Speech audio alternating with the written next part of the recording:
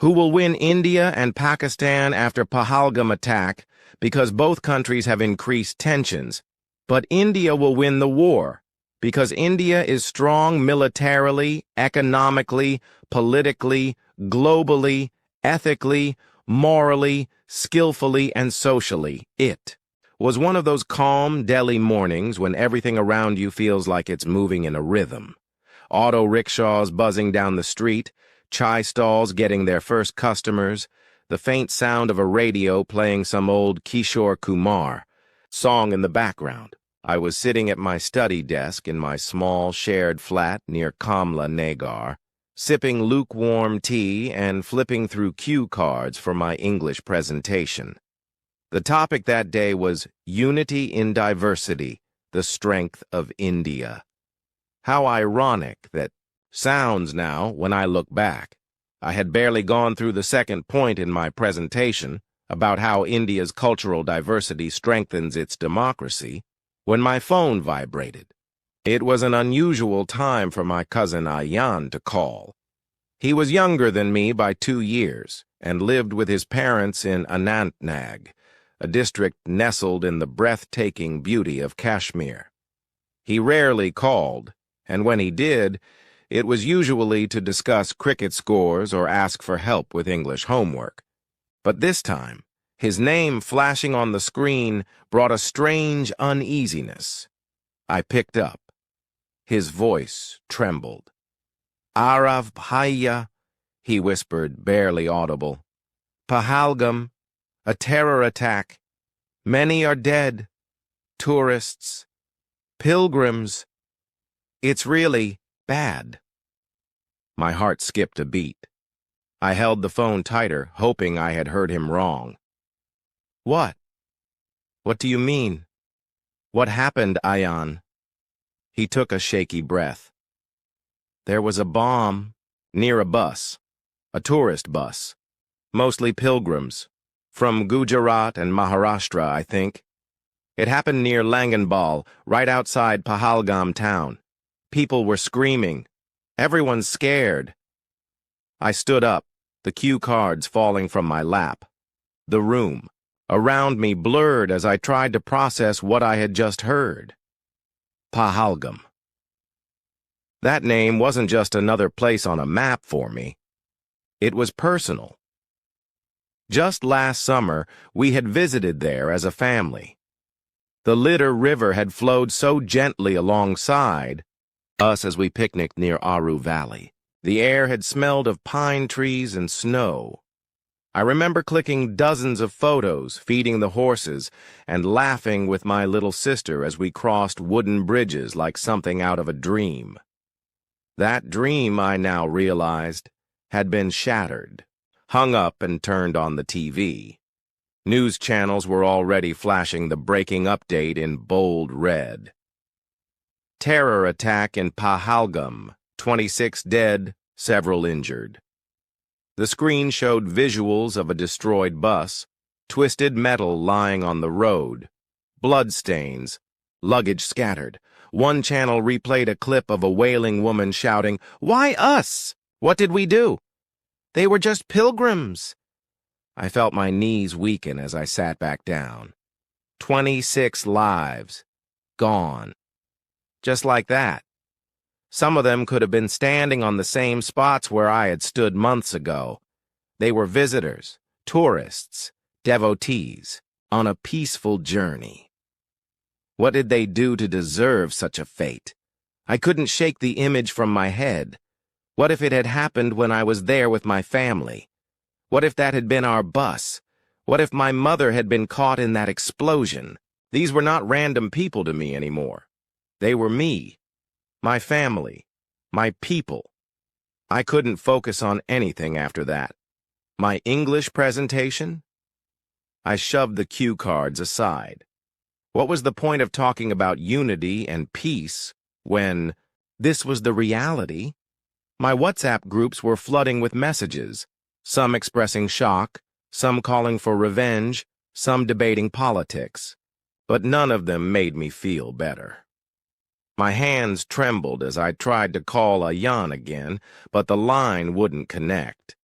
The network was likely jammed. Or maybe he was just as lost as I was. Later that day, I spoke to my mother.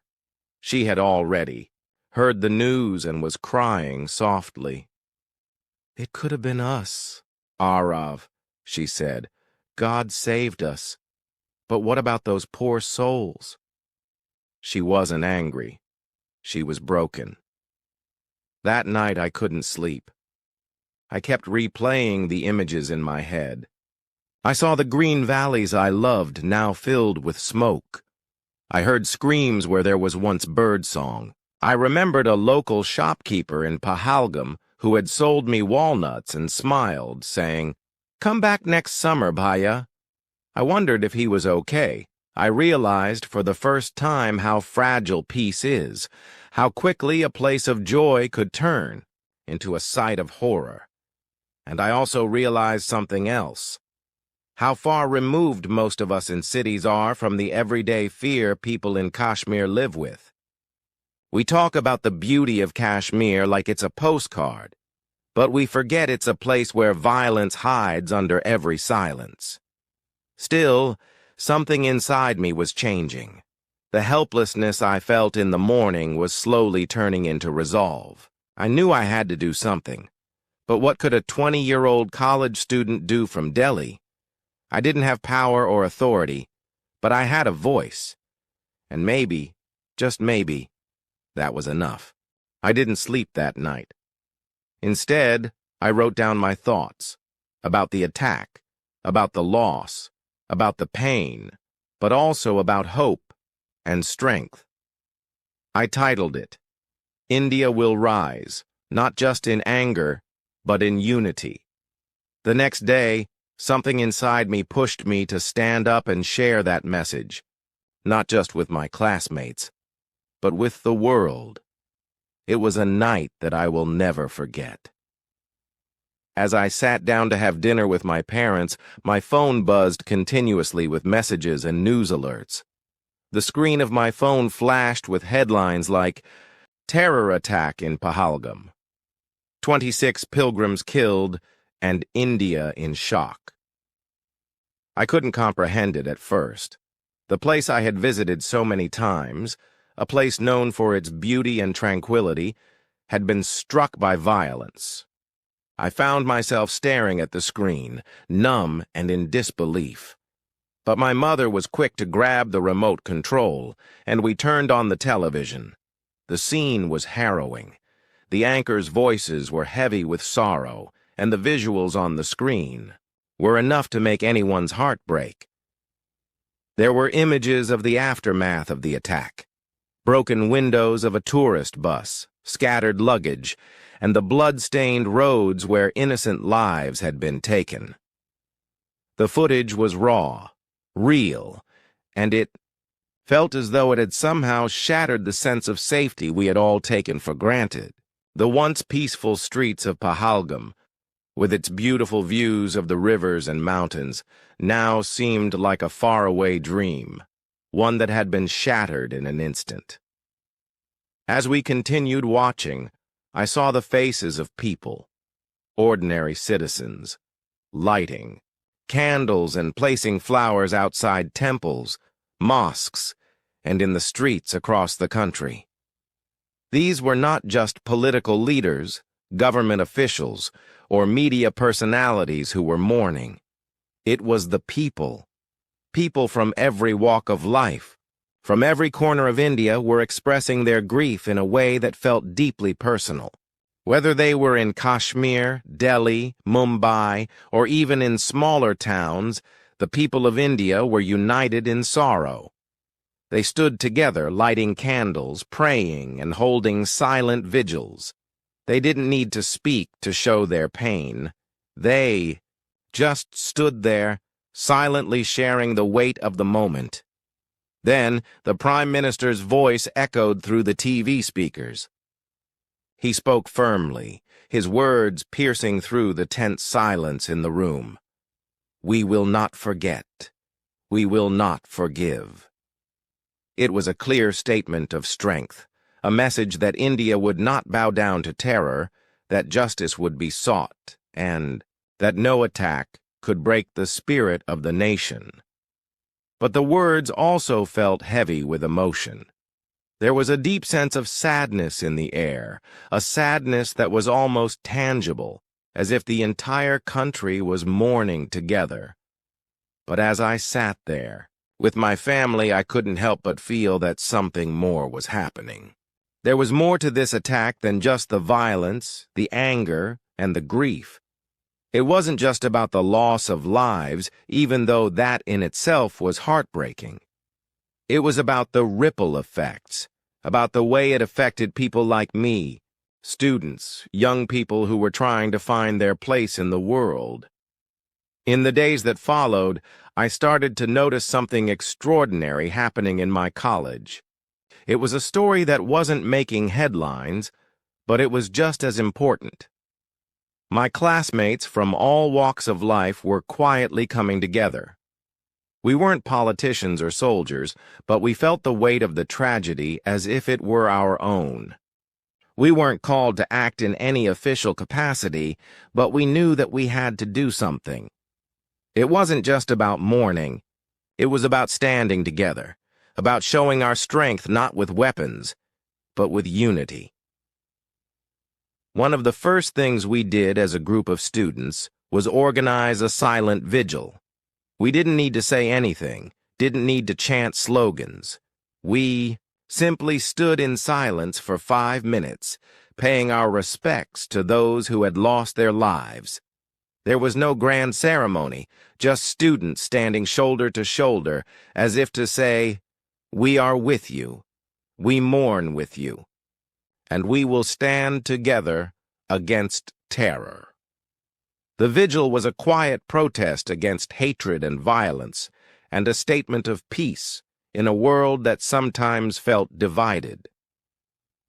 As I stood there, I looked around and saw my classmates, Hindus, Muslims, Sikhs, and Christians, united by the tragedy, yet also by something more. We were united by our belief that terrorism, regardless of where it came from, was not the solution. We were united by our belief in peace, in dialogue, and in the idea that India's strength lies in its diversity, that despite the challenges we face, we can come together as one people. It was a moment of realization for me. The attack wasn't just about borders or politics. It was about people. It was about the lives that had been lost, the families that had been torn apart, and the future that had been robbed from innocent civilians. It was about the impact that violence has on everyone, regardless of where they are from or what their background is. For the first time in my life, I felt the weight of the conflict in Kashmir more personally than I ever had before. The Kashmir conflict was something I had learned about in history books, something that felt distant and far away from my daily life. But now it felt real. The division, the violence, the pain, it was all connected. I couldn't help but think about the countless lives that had been affected by this ongoing struggle. The families who had been torn apart by years of conflict, and the young people like me who were trying to make sense of it all. As the days went by, I realized that we, as young people, had an important role to play in this. We weren't the ones responsible for the violence, but we were the ones who could change the narrative.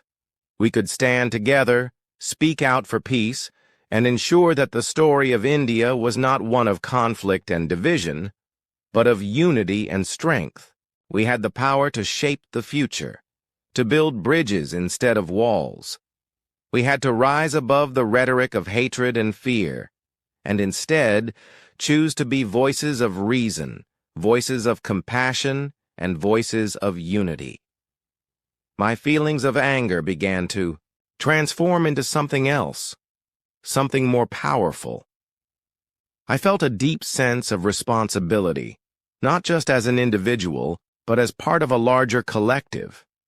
It was our duty to ensure that the cycle of violence and pain didn't continue, that the next generation would grow up in a country where unity, peace, and justice prevailed. The silence of that vigil was louder than any words I could have spoken. In that moment, I understood that it wasn't just about what was happening in Kashmir. It was about all of us, coming together to be part of something bigger, something more meaningful. It was about saying no to terror, no to violence, and yes to a future where all Indians, regardless of their background, could live in peace. We had a choice, and we were making it. As young Indians, we had the power to rise above the negativity, to rise together as one. The power of peace was within us, and I knew we would stand together side by side, no matter what. The days following the Palhagam Attack were a blur of conflicting emotions: shock, anger, fear. But amid all these feelings, there was also something unmistakable, a sense of unity. It wasn't just a response to an attack on innocent lives.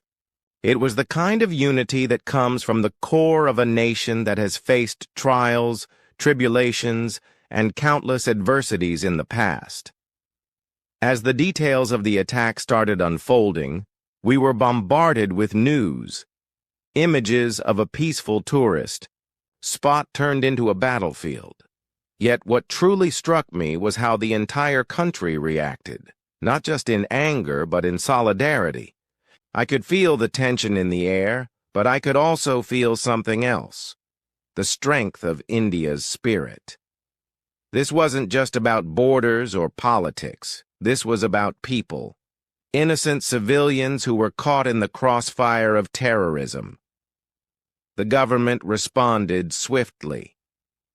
The Indian Army increased its vigilance along the borders.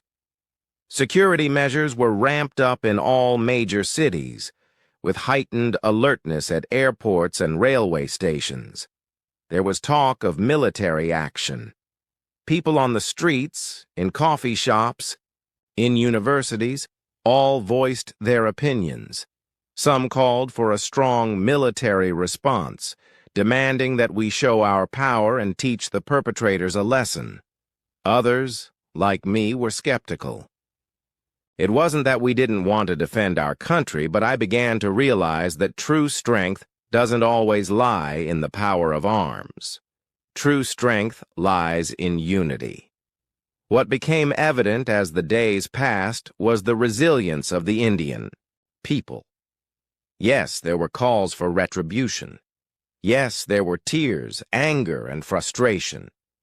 But there was something else, a willingness to unite beyond our differences. Across the country, we saw ordinary citizens take a stand, not with violence, but with their voices. People from every walk of life were calling for peace, for justice, but most importantly, for unity. And I could feel that unity growing, slowly but steadily, even in my own university.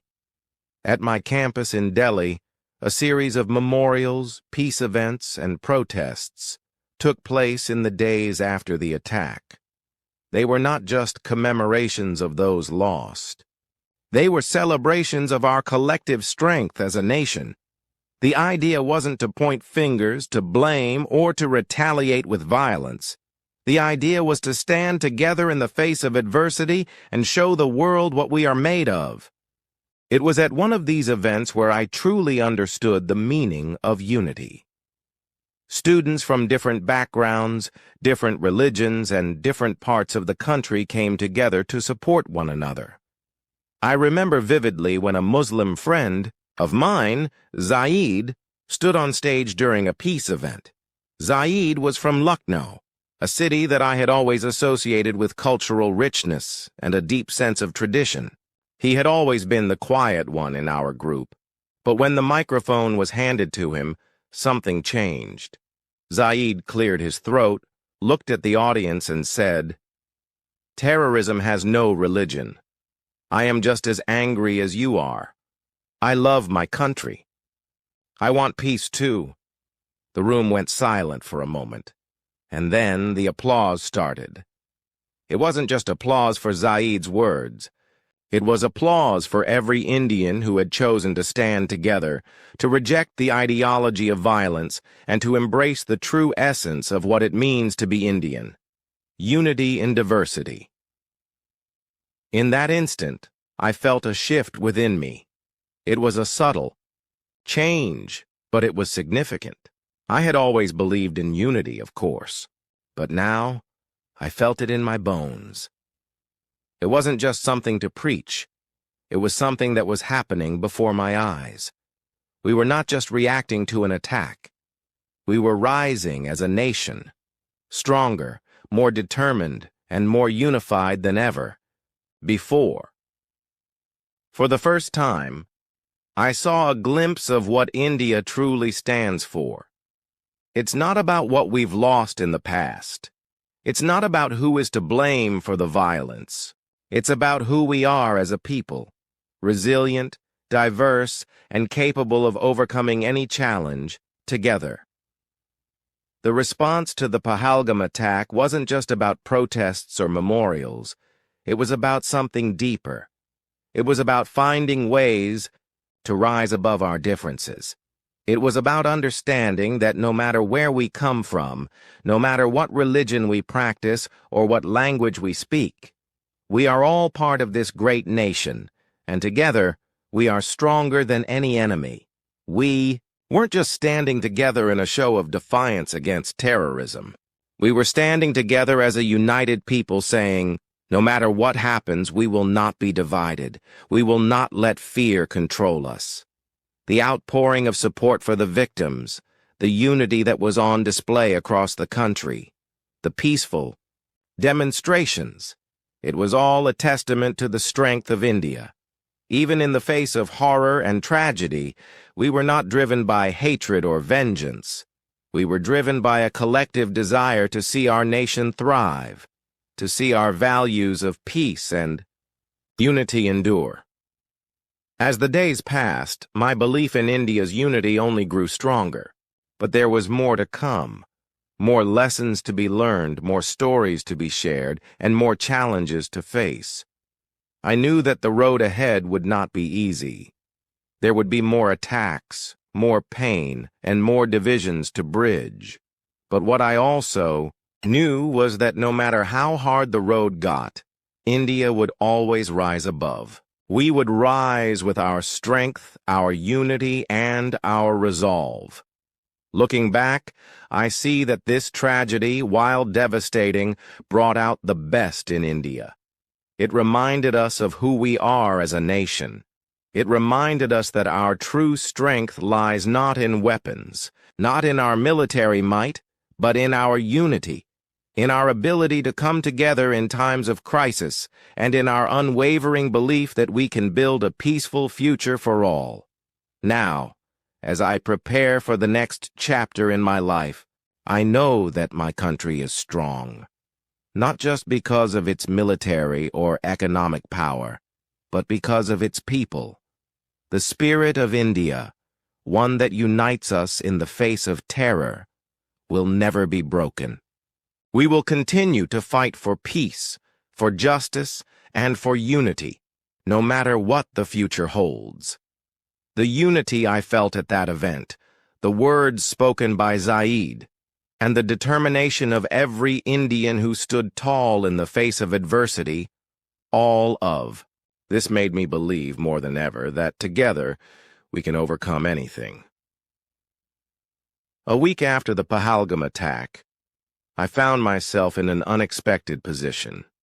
I had been invited to speak at a student-led peace event organized by my university.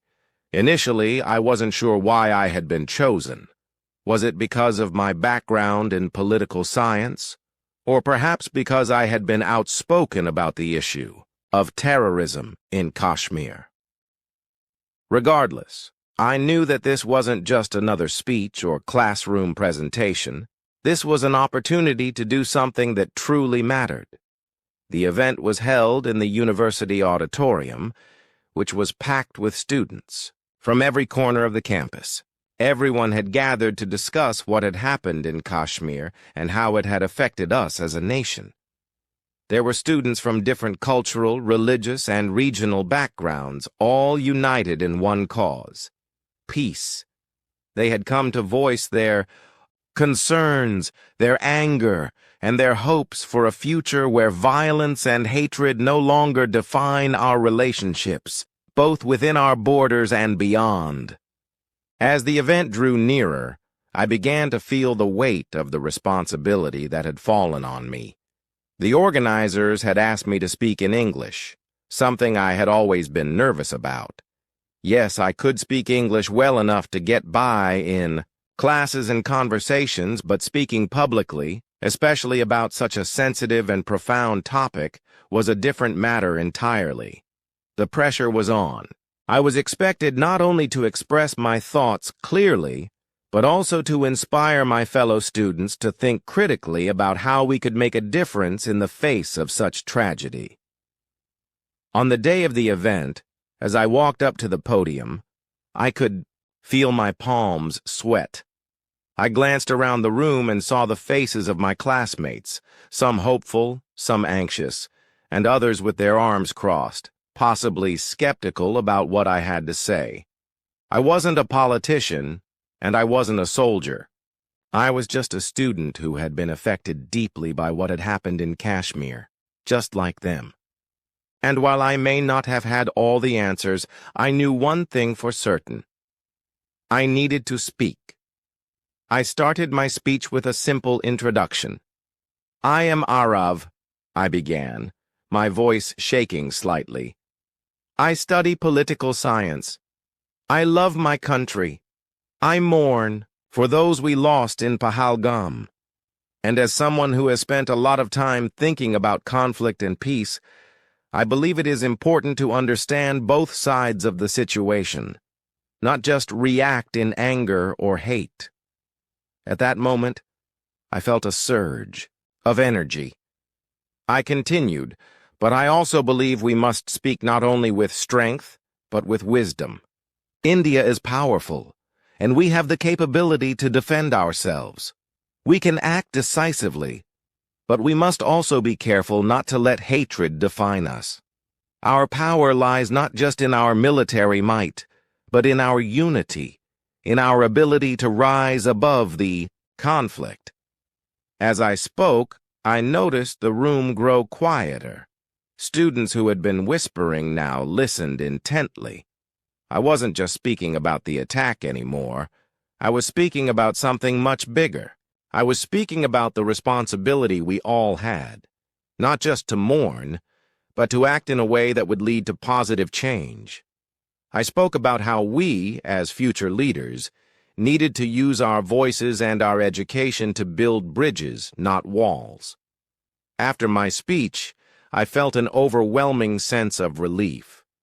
The room erupted in applause, and for the first time, I truly felt that I had made a difference. But what struck me more was the conversation that followed. During the panel discussion, students shared their thoughts, not just about the attack, but about how we could avoid further violence. Some spoke passionately about the need for stronger borders, while others emphasized the importance of peace talks.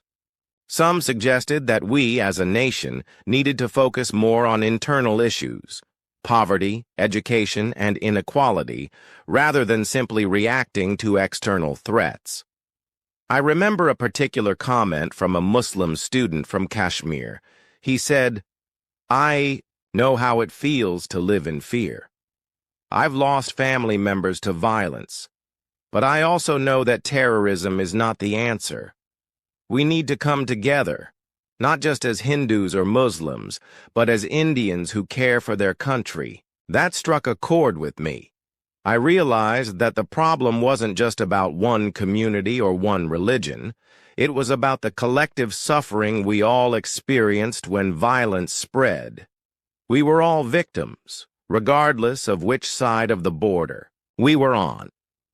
After the event, I felt inspired to do more. I recorded a video of my speech and shared it on my social media platforms, hoping to reach an even wider audience. I didn't expect it to go viral, but within hours, people from all over India started sharing their thoughts and reactions. Some were moved by my words, others were critical, but all of them listened. One comment stood out to me. It was from a student in Gujarat. Arav, I never thought about it like that. I always thought of the Kashmir issue in black and white, but now I see it's more complicated. We need to speak out for peace. Another comment came from a friend of mine in Bangalore. This is the kind of leadership we need. People who think, speak, and act with wisdom. That's when I realized something. Our voices matter. And more importantly, they matter when we speak with purpose. In that moment, I knew that I had made an impact, however small it might have been. By simply using my voice and sharing my thoughts, I had opened a conversation about peace and unity. I was no longer just a student speaking in class. I had become part of a larger dialogue, a dialogue that could potentially lead to change. What surprised me the most, however, was the feedback I received from people outside of India. I got messages from friends in Europe and North America telling me how they had shared the video with their communities and how they had been inspired by what I had said. One comment in particular resonated with me. It was from a woman in the UK.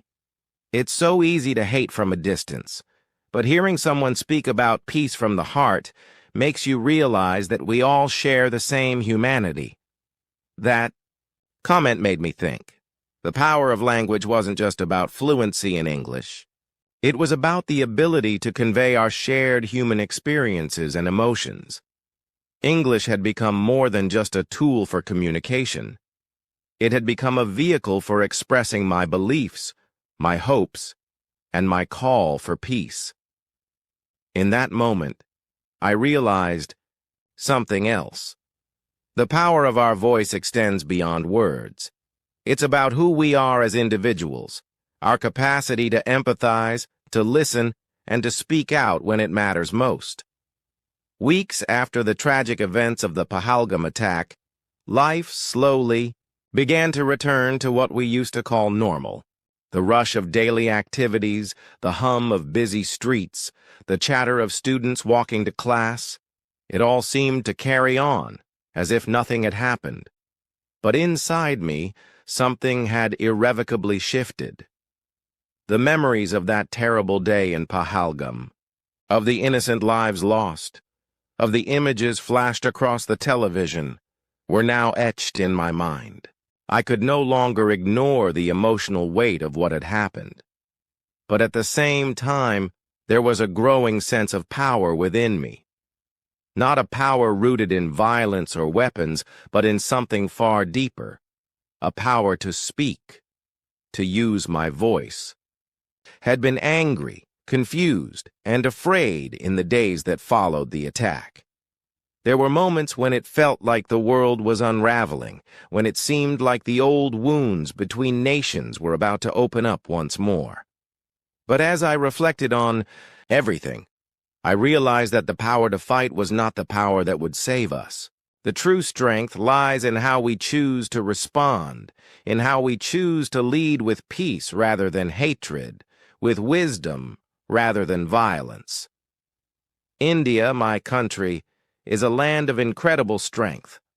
I had always known this, but now I felt it more deeply than ever before. From the towering Himalayas to the vast deserts of Rajasthan, from the bustling cities to the peaceful countryside, India is a nation that has endured and thrived through history's harshest trials. Yet, the strength of India is not just in its military might, its economic growth, or its political influence. True strength comes from its people, from us, from our collective will to move forward, from our ability to rise above challenges and seek peace. India is proud of its history, its culture, and its values. And if there were ever a war, I have no doubt that my nation would defend itself with all its might. But in the quiet moments, I realized that the greatest strength India has is not found in its weapons. It is found in its people's hearts, in our ability to make choices that reflect peace, unity, and justice. War may be inevitable sometimes, but peace is always within our reach if we have the courage to pursue it. As I reflect on the events, it becomes clear to me that the world is watching us. They are watching how we respond, how we move forward from tragedy, and how we rebuild what was broken. India has always been a land of spiritual strength, resilience, and unity in diversity. It is time we showed the world once again what it means to lead by example. We must lead not with anger, but with wisdom, not with hatred, but with compassion. I am reminded of the words of Mahatma Gandhi, who famously said, "An eye for an eye makes the whole world blind." These words never felt more real to me than they do now. We can choose to retaliate with violence, but the world would only become a darker, more dangerous place. Or we can choose to rise above it, to speak up for peace and unity, and to remind the world that we are stronger when we stand together, when we work together, and when we respect each other. And so, to anyone listening, I want to say this: we have the power to change the narrative. We can choose to speak up, to stand up, to learn, and to unite. We can choose to lead the world not through guns and missiles, but through the power of our words, our actions, and our example. Every single one of us has the power to make a difference. It is our duty to use that power wisely. The young people of India, the students, the professionals, the everyday citizens, we are the future. We are the ones who will shape the world that comes after us, the world that will bear the legacy of those who came before us.